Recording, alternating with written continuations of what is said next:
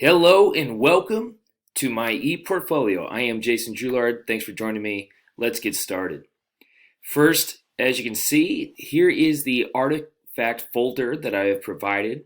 It has basically everything that's been included into the portfolio, and especially the PowerPoints I'll show you later.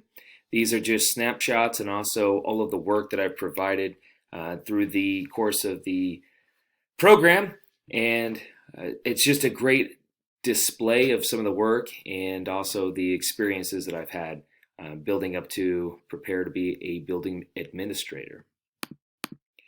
Here's a goal video that I put together. It's not only about my personal goals, but also my goals as a professional, whether it's going to be continuing as a building administrator or even further into, which I mentioned in the video, a superintendent.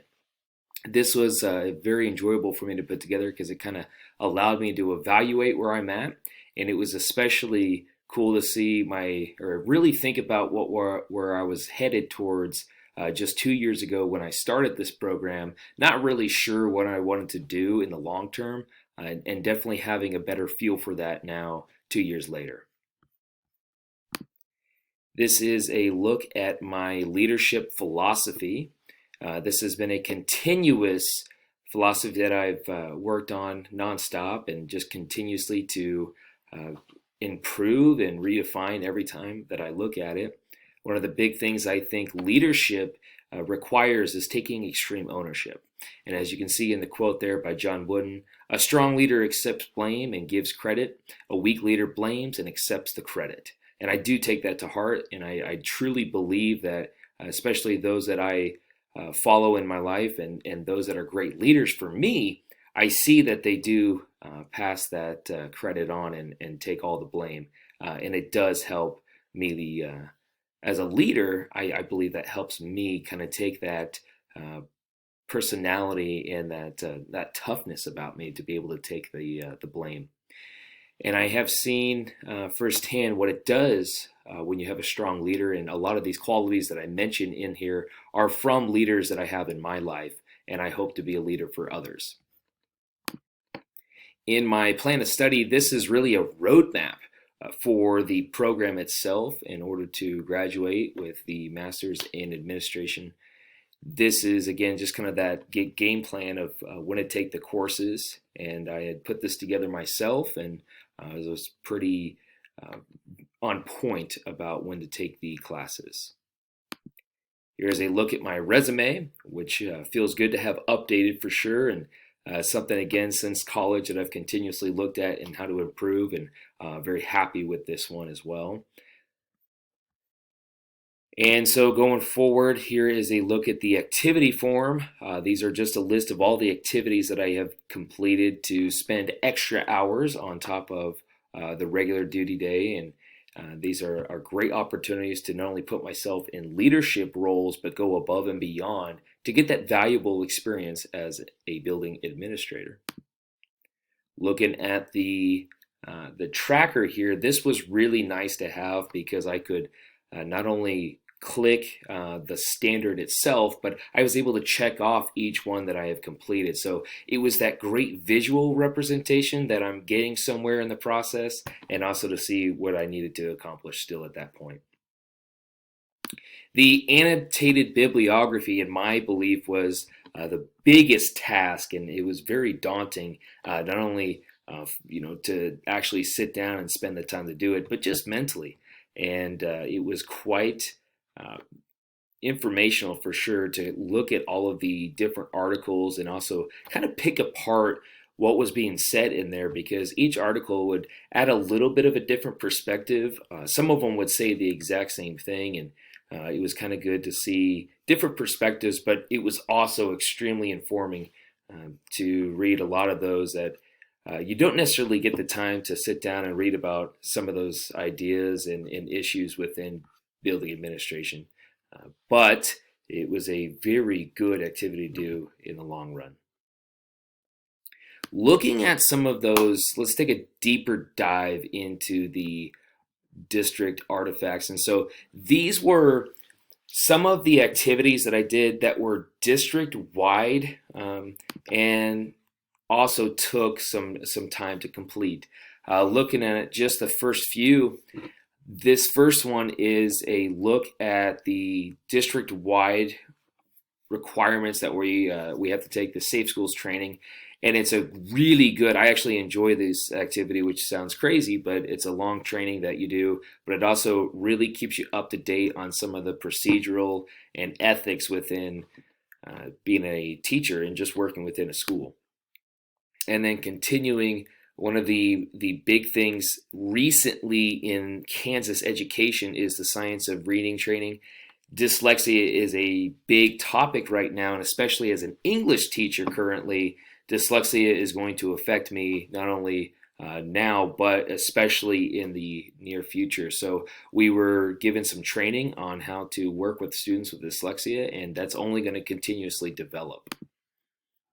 And then one that I was especially proud of to be a part of was I was selected to be a part of a committee to either for update the district-wide insurance packages, and I believe this was actually one of the most defining moments in my very short career because I was the young guy in the group and one that I haven't spent a whole lot of time looking at different insurances, but everybody in the group was pretty content staying with the same insurance. However, they did express some concerns about how what they needed, it wasn't being met, but they didn't want to switch to a new company simply because that's what was comfortable to do.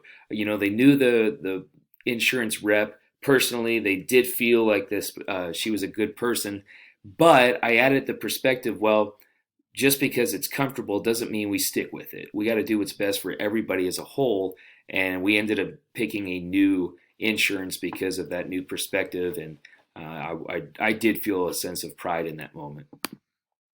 And I think it worked out better for everybody in the long run because we did pick an insurance that met everybody's needs, or at least in a better fashion. And then continuing, we have, as a district, we took hold of the Canvas training, which is our operating system for instruction, and we've gotten proper training, and we're continuously looking to mold that, what Canvas looks like in the classroom, and working with that. And then continuing, we as a district really had to look at trying to put together what it looked like for students in COVID and what it looks like in the school, outside the school. And so I was a part of the committee that looked at what would it take to return to learning. And I thought we did a really good job of making sure every little corner was covered. And not only whether we had to go with remote learning, but we also had to go with in school, whether it was hybrid or full go. So I was very happy to be a part of that group, and I thought we did a great job managing just about every aspect of COVID and being in school. Looking at the elementary activities that I was able to complete, I was this was a challenge because we weren't able to go into different schools necessarily because of COVID, but I was able to get some of this accomplished. And so I focused on some of the little things that I was able to do that did cover elementary students. And so lunch and recess supervision was a big one. Plus, you can't complain when you're able to go spend some time with the kids at recess. And then as a K through 12 content, ELA, we're looking for a way to have continuity between K through 12 and continuously being able to have that scope and sequence.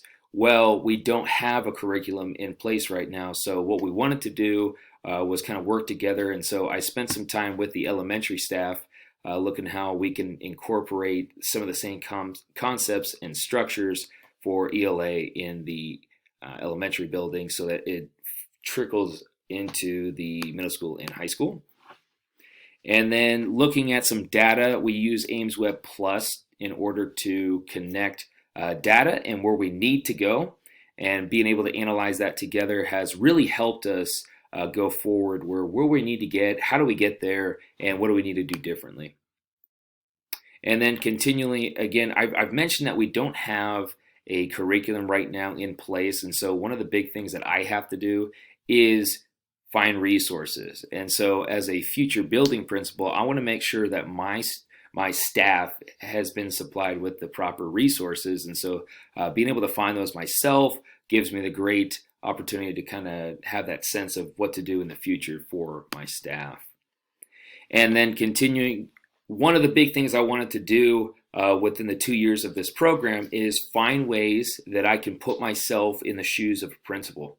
And one of the easiest ways to do that was something that was just implemented, which were temperature checks. And so I stepped in for the principal to do the temperature checks, because that was quite literally the only way a kid could enter the school is if they didn't have a temperature. And then kind of looking at some other things, we did review some applicant materials, the good and the bad, and I spent time with the principal breaking that down. And then I've also spent time in other classrooms observing what it looks like differently in classrooms. And again, I wasn't able to get to the elementary level, but I did get into the 5th grade level, which is typically elementary for some buildings. And so I was kind of able to see some of those elementary-like styles, and also treat it as being able to compare it to what the high school level would look like. And then lastly, we're looking at the secondary, which is my current level. And some of these activities really helped push me as a current teacher, but also really helped me prepare for a future in building administration. And so part of that was school-wide protocol review. We spend the first day every year going through the school-wide protocols, but I thought that was especially important to note, because as a principal, you want to make sure that everybody is on the same page. And when you have your faculty consistent with the protocols, you get consistent results. And then continuing with that, we look at the school improvement team. We're part of that, or I'm part of that. And we look at how can we continuously improve. And in this specific activity, we developed a strong improvement process to our day-to-day operations, maintaining the health and safety of our students. I'm also a part of the BLT group, which I'm very proud of to be, which, it's our leadership team. We look at different ways to help not only the students, but the staff, and being a part of this, and especially this one where we went over some of the many things that are happening in the building, including we had a school-wide student survey, and we were looking at the data that using it appropriately to get better. And then following how a principal can help increase help create a great culture was our pride cards. And so I'm a very big advocate for the pride cards that we produce for the students.